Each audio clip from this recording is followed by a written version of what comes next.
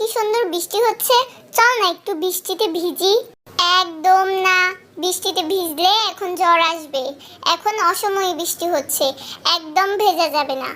এই জেনি শোন না, আমার মায়ের সাথে একটু পিকনিকের ব্যাপারে কথা বল না রে। তুই বললে মা ঠিকই রাজি হবে। আচ্ছা ঠিক আছে, আমি কথা বলে নেব, তুই চিন্তা করিস না। এই সবাই পানি খেয়ে নে, না হলে গলা শুকিয়ে যাবে আর পরে পাহাড়ে উঠতে পারবি না। সবাই শোন, একদম ওইদিকে যাবি না, ওইদিকে সাপ থাকতে পারে। এই সবাই ছাতা নিয়েছিস তো?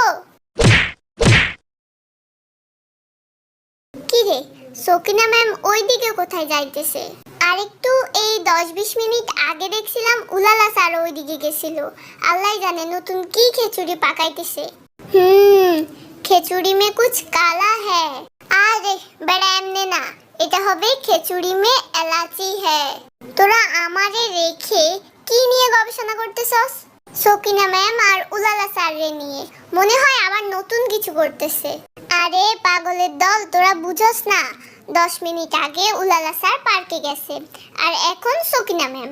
তাহলে এতে কি বোঝা যায়? এতে এটাই প্রমাণ হয় যে তারা দুজন বাসা থেকে প্ল্যান করে এসেছিল যে তারা আজকে পার্কে যাবে। আর দেখিসনি দুজন ম্যাচ করে জামা কাপড় পরে এসেছে। বাহ ভাই বাহ, তোর ব্রেইনের তারিফ করতে হয়।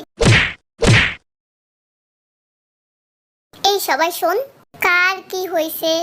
আরে তোরা জানোসই না, আমাদের সিনিয়র ক্লাসের অমুক ভাইয়াটা অমুক আপুকে প্রপোজ করছে। আমাদের ক্লাসের সাদিয়া একটা রিকশাওয়ালার সাথে প্রেম করে। আর এই পোলাটার উপর ক্রাশ খেয়ে কোনো লাভই নেই, এর এমনিতেই 5-6টা গার্লফ্রেন্ড আছে। কি রে খবর শুনছস? হেড স্যারের 3 নাম্বার বউ তো আবার আরেক বেড়ার হাত ধরে পালাইছে। আমাদের ক্লাসের তানহা আছে না, যে সবসময় মেকআপ করে থাকে, ছাত্ররা অনেকবারই মানা করছিল, শোনে নাই। ওই জন্য স্যার একদম কালকে সাবান ছাড়াই ধুয়ে ফেলছে। ওর একদম vitamin A B C D সব দিছে, ওর আর ভিটামিনের অভাব হবে না। এই খাবারগুলো কার জন্য রাখতেছস? তুই জানোস না আমাদের সাথে যে একটা আছে, কিছুক্ষণ পর এসে বলবে যে আমার খিদা লাগছে, আমারে কিছু দে। ওইটার জন্যই রাখতেছি। এই জেনি, আমার কিছু দে না রে, আমার খুব খিদা লাগছে। আসেন মহারানী আসেন, আপনার জন্যই রাখা হচ্ছিল। এত খাস কেন রে তুই? আজ প্রথমবার কইছস তাই মাফ করে দিলাম, কিন্তু দ্বিতীয়বার যেদিন কবি সেই দিন তোর কলজাটারে তাই না বাইর করে আমি ওজন করুম। লিসা, তোর পরীক্ষার রেজাল্ট এত খারাপ হলো কিভাবে বলতো?